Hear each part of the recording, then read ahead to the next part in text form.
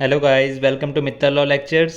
हम आज की वीडियो में बात करेंगे कि किडनैपिंग क्या होता है और आईपीसी में किडनैपिंग की क्या प्रोविजंस दी गई हैं। Kidnapping are considered very serious offence among the offences done to body. IPC में जो ऑफेंसेस वगैरह दी गई हैं, जो बॉडी को मतलब बॉडी के रिलेटेड जो भी ऑफेंसेस हैं, उनमें से किडनैपिंग एक मोस्ट सीरियस ऑफेंस माना जाता है। Section 359 of IPC provides about kidnapping. तो आईपीसी के सेक्शन 359 में किडनैपिंग के बारे में बताया गया है।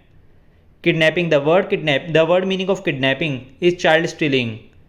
Section 359 describes two kinds of it. तो इसमें यह बताया गया है जो किडनैपिंग वर्ड है इसका मतलब होता है बच्चों की, मतलब बोल सकते हैं बच्चों को चोरी करना, लाइक दैट।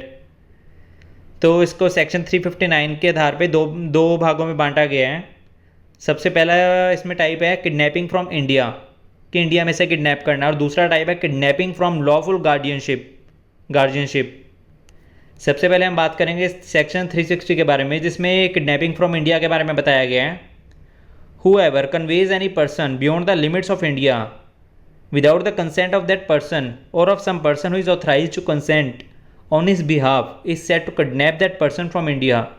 तो इसमें यह बताया गया अगर ए पर्सन है जो वो किसी बच्चे को मतलब उठा लेता है अगर, और इंडिया की लिमिट से बाहर ले जाता है, मतलब इंडिया में से उठाता है और इंडिया में से उठाकर किसी और मुल्क में ले जाता है बिना किसी कंसेंट के, बिना किसी की कंसेंट के। अगर तो पहली बात वो माइनर है, तो माइनर के केस में जिसको भी अथॉरिटी है, जिसका मतलब जो भी उसका गार्डियन है, उसे कंसेंट लेनी पड़ेगी अगर उसको लेकर जाना है। बट अगर उसने कंसेंट नहीं ली तो उसका जो एक्ट है वो किडनैपिंग माना जाएगा। इसमें दो बातें ज़रूरी होती हैं किडनैपिंग फ्रॉम इंडिया के लिए। Two things are necessary for it. Taking any person from the boundaries of India, outside from the boundaries of India. किसी पर्सन को इंडिया के बाउंड्रीज के बाहर लेकर जाना, पहली बात। Taking the person without the consent of authoritative person, मतलब उस पर्सन को लेकर जाना इंडिया के बाहर, बाउंड्रीज से बाहर, बिना किसी के कंसेंट के, या जो अथॉरिटी दे सकता है उसके बिहाफ पे, बिना किसी की भी कंसेंट के, बिना गार्जियन के कंसेंट के। केस हरी भाई। It was decided that taking anyone with his consent outside India is not kidnapping।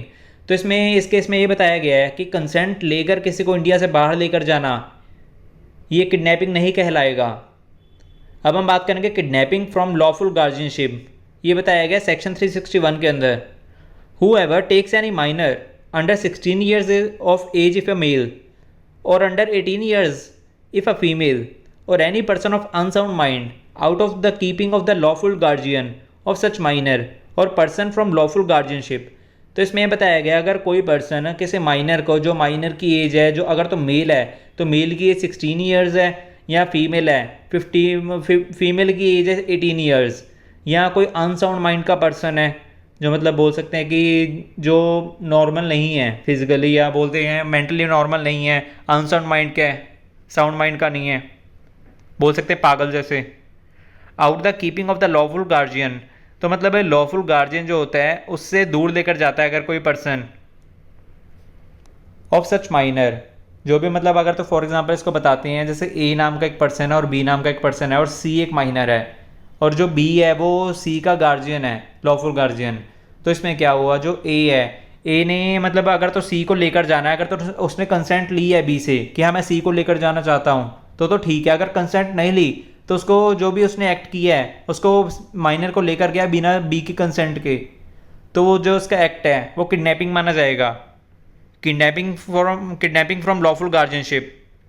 In short it can say that, अगर हम इजी वर्डिंग में आपको समझाएं, whoever takes any minor or unsound person out of the keeping of the lawful guardian without their consent is kidnap of such person from lawful guardianship।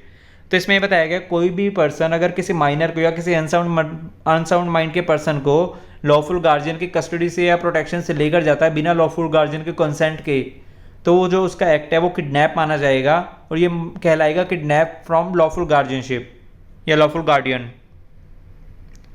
अब हम बात करेंगे for the constitution of this offence the following 3 conditions must be fulfilled. अगर हम बात करें जो kidnapping का ऑफेंस है ये होने के लिए मतलब 3 कंडीशंस पूरी होनी ज़रूरी हैं। सबसे पहली कंडीशन तो है टेकिंग अवे माइनर और a person of unsound mind, कि मतलब जैसे मैंने वो ऊपर आपको एग्जांपल बताई थी। सबसे पहले तो ए और बी एंड सी है।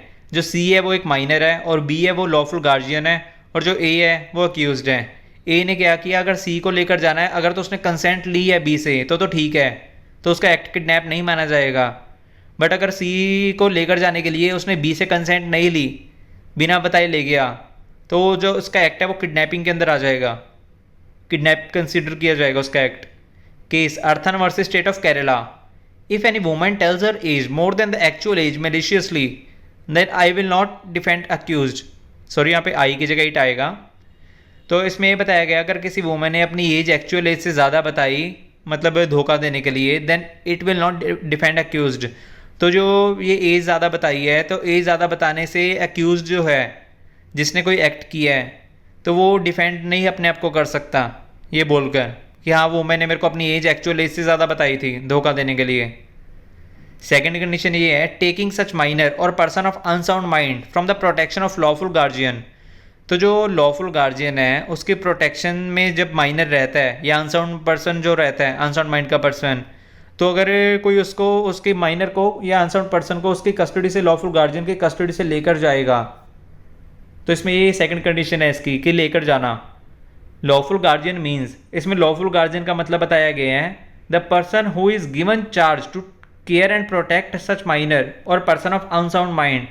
तो इसमें बताया गया है जिसको मतलब चार्ज वगैरह दिया जाता है माइनर या अनसाउंड माइंड पर्सन की केयर करने के लिए, उसके प्रोटेक्शन के लिए, तो उसको लॉफुल गार्जियन माना जाएगा। जैसे हम बोल देते हैं अगर तो माइनर का केस है तो स्कूल में जो टीचर्स होते हैं वो लॉफुल गार्जियन माने जाते हैं।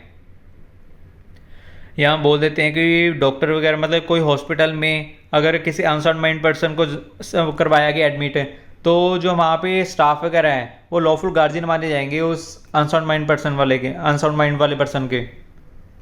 थर्ड कंडीशन इसमें ये है, taking without consent of guardian.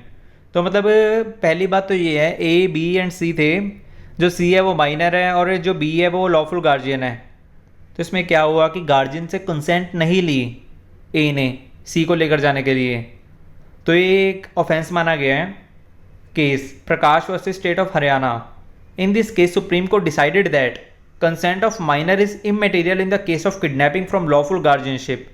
तो इसमें अगर माइनर की कंसेंट की बात करें तो वो ज़रूरी, वो मायने नहीं रखती किडनैपिंग के मामले में, अगर किडनैपिंग लॉफुल गार्जियनशिप के द्वारा लॉफुल गार्जियन के साइड से की जाए। जैसे दो टाइप्स है, किडनैपिंग फ्रॉम इंडिया और किडनैपिंग फ्रॉम लॉफुल गार्जियनशिप। अगर जो सेकंड टाइप है किडनैपिंग फ्रॉम लॉफुल गार्जियनशिप, अगर लॉफुल गार्डियन की जो प्रोटेक्शन में माइनर या अनसाउंड माइंड पर्सन है, अगर वहाँ से इसको किडनैप किया जाए तो वहाँ पे जो माइनर है, माइनर के कंसेंट कोई मायने नहीं रखी जाएगी। This section is designed to protect the sacred right of guardians with respect to their minor words।